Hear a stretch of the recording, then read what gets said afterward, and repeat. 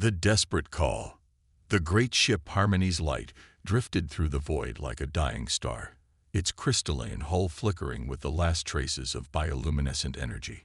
Elder Zixaria pressed her six-fingered hand against the viewing portal, watching as another section of their vessel went dark. The quantum plague had consumed everything in its path for the past 3 cycles, and now it was eating their final sanctuary from within. Behind her, the Emergency Council sat in their traditional circle, but there was nothing traditional about this gathering. Where once 500 elders would have debated the fate of their people, now only 12 remained. The rest had either fallen to the plague or stayed behind on the dying worlds to give others time to escape. Navigator Velthon, barely past his first century, and the youngest member of their species ever to sit on a council, shifted nervously in his bioseat. His pale green skin had taken on the grayish tint of exhaustion that came from piloting a ship far beyond its operational limits. "Elder Zixaria," he said, his voice carrying the musical quality that marked all Kethfar's speech, "the harmonic engines are failing. We have perhaps 2 cycles before they shut down completely."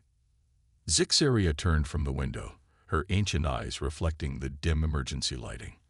At 340 years old, she had witnessed the golden age of their civilization, when the Kethfar had explored the stars through song and built cities that grew like living things. Now she was watching it all die, consumed by a plague that turned matter itself into nothingness. "Scholar Nixandra," she addressed the figure hunched over a collection of ancient data crystals, "have you found anything in the old records that might help us?"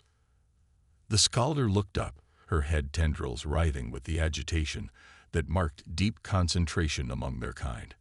"I have studied everything we saved from the great archives," she replied, her voice heavy with centuries of accumulated knowledge. "The quantum plague is unlike anything in recorded history. It doesn't just destroy matter. It unravels the very bonds that hold atoms together. Nothing we know can stop it." A heavy silence fell over the council chamber. Outside, they could hear the subtle vibrations that meant another section of the ship was being consumed. The plague moved slowly, but it was inexorable. Everything it touched simply ceased to exist, leaving behind empty space that somehow seemed darker than the void around them. "What of the Alliance?" asked Counselor Hixfala, her voice barely above a whisper. "Surely they will send aid." Velthon's navigation instruments chimed softly, and he checked the readings with growing despair. "The nearest Alliance vessel is still 37 cycles away at maximum speed. We have perhaps 5 cycles before the plague reaches our life support systems." He paused, his throat sacs inflating with the effort of speaking the truth. "They will find only empty space when they arrive." The weight of those words settled over the council like a burial shroud. The Kethfar had been peaceful for over 10,000 years, their conflicts resolved through harmony and consensus. They had no weapons to fight this enemy, no shields to protect against it. Their entire philosophy was built around coexistence and balance, but the quantum plague cared nothing for such concepts. Elder Zixaria closed her eyes and reached out with her mind, touching the communal consciousness that linked all Kethfar. Once, that network had connected billions of minds across dozens of worlds. Now she felt only the few hundred survivors scattered across their dying ship, their thoughts filled with fear and fading hope. "There is one option we have not discussed," Scholar Nixandra said suddenly, her voice cutting through the silence like a discordant note. The other council members turned to her with surprise, for her tone carried something they had rarely heard from any Kethfar: desperation. "Speak freely, old friend," Zixaria encouraged, though something in the scholar's manner filled her with unease.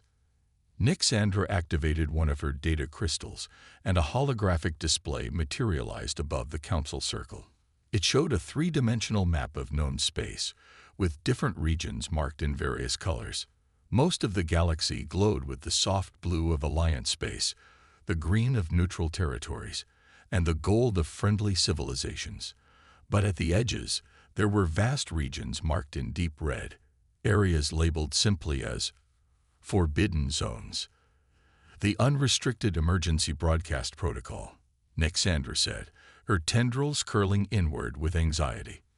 We could send a distress signal beyond Alliance space, into the forbidden regions. Several council members recoiled as if struck. Councillor Hicksvala's skin flushed with the pale blue of shock. You speak of calling to the Deathworlds, she breathed. The forbidden species. I speak of calling to anyone who might answer, Nixandra replied firmly. The Alliance protocols exist to protect civilized species from contact with worlds too dangerous for normal interaction. But we are no longer in a normal situation. Velthon's navigation console began displaying additional information about the forbidden zones. According to the old star charts, he said, his voice trembling with a mixture of fear and curiosity, there are 17 classified death worlds within communication range, planets where life evolved under conditions so extreme that they were deemed unsuitable for contact. The stories say that the beings from those worlds are monsters, whispered another counselor, that they breathe poison, drink acid, and their touch brings death to peaceful species like ours. Scholar Nixandra nodded grimly. The stories also say they are incredibly resilient and possess technology born from necessity rather than harmony. If anyone could survive in conditions that destroy normal life, it would be them. Elder Zixaria studied the display, her ancient mind weighing options that all seemed to lead to destruction. The quantum plague offered certain death, slow and inevitable. The Death Worlders offered uncertain death, but also the faintest possibility of survival. What do we know of these forbidden species? She asked. Very little, Nixandra admitted. The Alliance classified most information about them millennia ago, but I have found some fragments in the oldest archives. She activated another crystal, and new information appeared. One world in particular appears in multiple restricted reports. A small planet they call Earth, orbiting a young star. The surface is mostly covered in a corrosive liquid they call water, and the atmosphere contains high concentrations of oxygen, a gas so reactive it would burn our respiratory systems. What manner of life could evolve in such conditions? Velthon asked, his curiosity overriding his fear. According to the fragments I've found, the dominant species calls itself human. They are pursuit predators who evolved to hunt their prey across vast distances. Their world experiences regular catastrophic events, massive storms, earthquakes, volcanic eruptions, temperature swings that would kill most civilized species. Yet somehow, they not only survived but thrived. The description sent chills through the council. The Kethvar had evolved on a world of gentle breezes and warm, stable climates. The idea of beings who lived with constant destruction was almost incomprehensible to them. There's more, Nixandra continued, her voice dropping to barely above a whisper. The reports suggest that humans are one of the few species to have achieved spaceflight without first achieving peace. They reached the stars while still fighting wars among themselves. Barbarians, Councillor Hicksvala said with disgust. Creatures who know only violence and destruction. Perhaps, Zixaria said slowly, but also creatures who might know how to fight something like the quantum plague. She turned to address the full council. We face a choice between certain death and uncertain salvation. The Alliance has abandoned us through no fault of their own. They simply cannot reach us in time. If we are to survive, we must look beyond the boundaries of civilized space. The debate that followed was unlike any in Kethvar history. For a species that made decisions through consensus and harmony, the idea of potentially inviting predators aboard their ship seemed like madness. But as the quantum plague continued its inexorable advance, consuming more of their vessel with each passing hour, desperation began to outweigh caution. Finally, as the ship's bioluminescent lighting dimmed further and the harmonic engines began to show signs of critical failure, Elder Zixaria called for a final vote. All who favor sending the unrestricted emergency broadcast, including to the forbidden zones, indicate your choice. One by one, the council members gave their consent. Even Councillor Hicksvala, despite her obvious fear, agreed that any chance was better than none. The vote was unanimous. Navigator Velthon's hands trembled as he prepared the communication array. The unrestricted broadcast would drain what little power they had left, but it would also reach farther into space than any Kethvar signal had ever traveled. "The message will reach Alliance space in 12 hours, he reported. But the forbidden zones, he checked his calculations twice. The nearest Deathworld could receive our signal in just 6 hours. And how long for a response? Zixaria asked.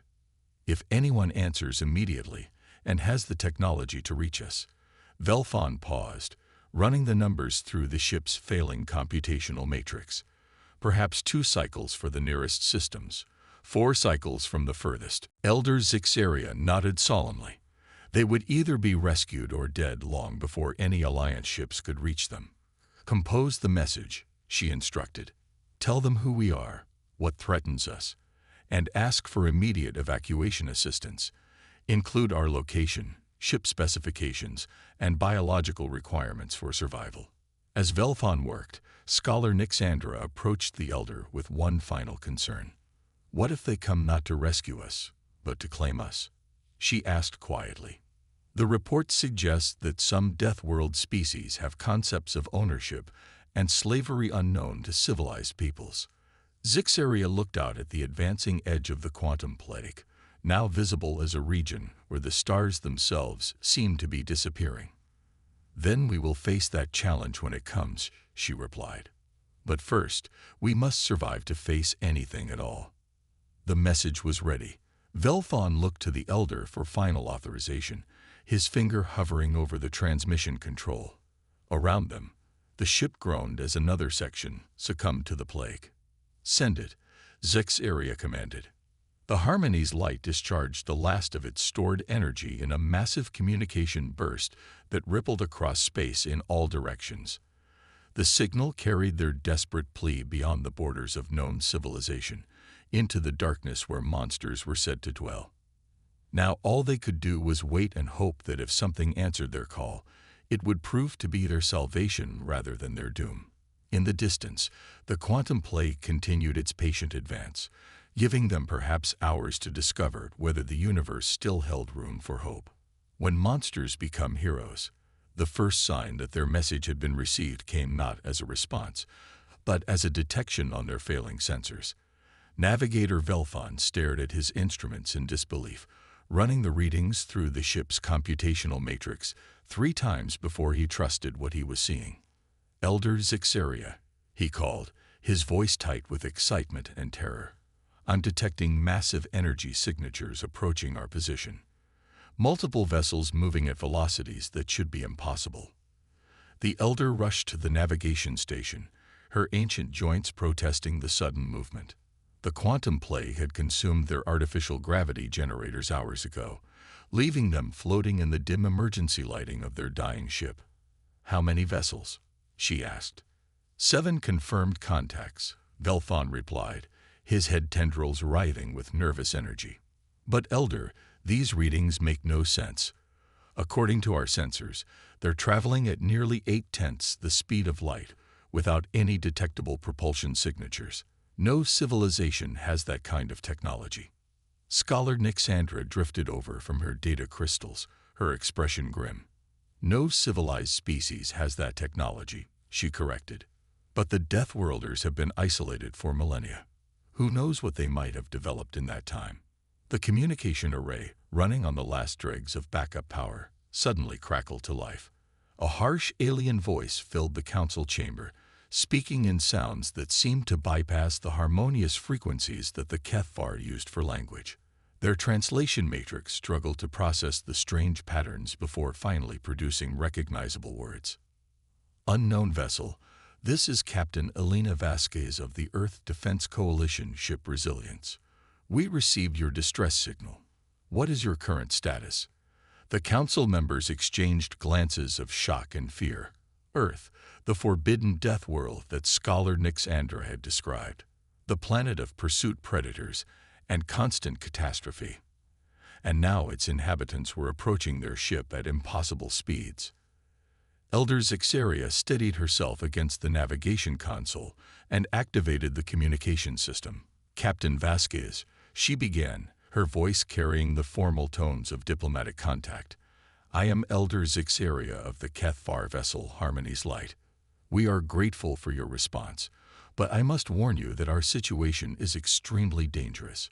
We are being consumed by a quantum plague that destroys matter at the molecular level." There was a brief pause, then the human's voice returned, carrying what their translator interpreted as determination. "We've detected the anomaly, Elder. Our scientists are analyzing it now. How many survivors do you have aboard?" 437 souls, Zixaria replied, the number a painful reminder of all they had lost. "But our ship is failing rapidly. We estimate less than one cycle before complete system failure." "Understood. We're approaching your position now. Prepare for emergency evacuation procedures." The next few minutes passed in a blur of activity. The human vessels, for the sensors now confirmed that all 7 ships were of Earth origin, took up positions around the Harmony's Light with a precision that spoke of military training. Through the viewing portals, the Cathvar could see the alien ships clearly for the first time. They were nothing like the organic, flowing designs of civilized spacecraft.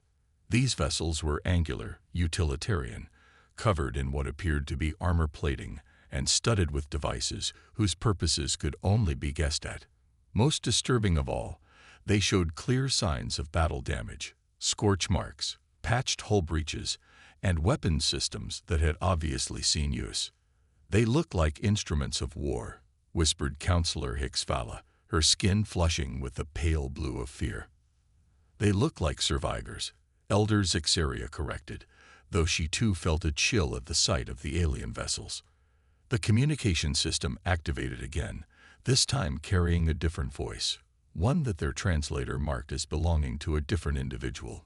"Elder Zixaria, this is Dr. Marcus Chen aboard the Resilience. I'm our chief cynobiologist. We need to understand your species' biological requirements before we begin evacuation. Can you provide basic atmospheric and environmental data?" Scholar Nixandra quickly accessed their databases and transmitted the information. The response came back faster than should have been possible for any civilization to process such complex data. "We've analyzed your requirements," Dr. Chen reported. "Your atmospheric needs are compatible with our emergency life support systems, but there are some concerns. Your species appears to be highly sensitive to the radiation levels our ships generate during faster-than-light travel." "How sensitive?" Zixaria asked, though she suspected she already knew the answer. "Lethal within minutes of exposure," came the blunt reply. "But we have a solution. We're jury-rigging our cargo holds with additional shielding. It won't be comfortable, but it should keep you alive during transit." As the humans worked with impossible speed to modify their ships, the Cathvar could only watch in amazement. Through their sensors, they could see human figures moving outside their vessels in the vacuum of space, working with tools and materials that seemed to reshape metal and electronics at will. Most incredible of all, they were working in direct exposure to the quantum plague's radiation field, levels that would have killed any Cathvar instantly. "How are they surviving out there?" Velfon asked in wonder. "Their suits," Nixandra observed, studying the sensor readings. "But also, I think their biology is simply more resistant to radiation than ours. They evolved on a world bathed in harmful radiation from their star." An hour later, Captain Vasquez's voice returned to their communication system. "Elder, we're ready to begin evacuation. But I need to warn you, our ships aren't designed for passenger transport. The journey to the nearest safe world will take 3 days, and conditions aboard our vessels will be harsh by your standards." "Captain," Zixaria replied, looking around at the council chamber where the quantum plague was now visibly consuming the walls, "any conditions are preferable to extinction." The evacuation began immediately. Human shuttles, small and heavily armored, began docking with the Harmony's Light at multiple points. The first group of humans to board their ship caused a sensation among the Cathvar survivors. They were bipedal, roughly the same size as the Cathvar, but built with a solidity that spoke of high gravity and constant physical stress. Their skin varied in color from pale pink to deep brown, and their faces were dominated by forward-facing eyes that marked them unmistakably as predators. Most disturbing of all, they moved with a controlled violence, every gesture suggesting coiled strength ready to be unleashed. But as the evacuation proceeded, something unexpected began to happen. The humans, despite their fearsome appearance, showed remarkable gentleness with the Kethvar refugees. They helped elderly council members who could barely move, carried injured survivors with careful precision, and spoke in soft, reassuring tones that their translators interpreted as expressions of comfort and hope. One human in particular caught Elder Zixaria's attention. He was larger than the others, with scars across his visible skin that spoke of countless battles. According to his uniform markings, he was some kind of military leader. But when he encountered a group of Kethvar younglings who were too frightened to move, he knelt down to their level and spoke to them with infinite patience. "My name is Sergeant Rodriguez," he said gently. "I know we look scary, but we're here to help. Can you tell me your names?" The younglings, barely past their first decade, stared at him with wide eyes. Slowly, one of them spoke up. "I'm Zixthula. Are you going to eat us?" The human's face changed in a way that their translator couldn't quite interpret, but somehow conveyed both sadness and humor. "No, little one. We're going to take you somewhere safe. Would you like to see inside one of our ships?" As the evacuation continued, more such moments occurred. Humans sharing their own limited food supplies with hungry Kethvar. Human engineers working alongside Kethvar technicians to salvage what they could from the dying ship. Human medics treating Kethvar injuries with equipment hastily modified to work with alien biology. Most remarkable of all was the sacrifice the humans made for their rescue. Dr. Chen explained it to Elder Zixaria as they prepared to transfer to the human flagship. "The radiation shielding we've installed will protect your people," he said, "but it means our crew will be exposed to dangerous levels during the journey. Some of my people volunteered to work in the most dangerous areas, knowing it might cost them their lives." "Why?" Zixaria asked, genuinely confused. "We are strangers to you.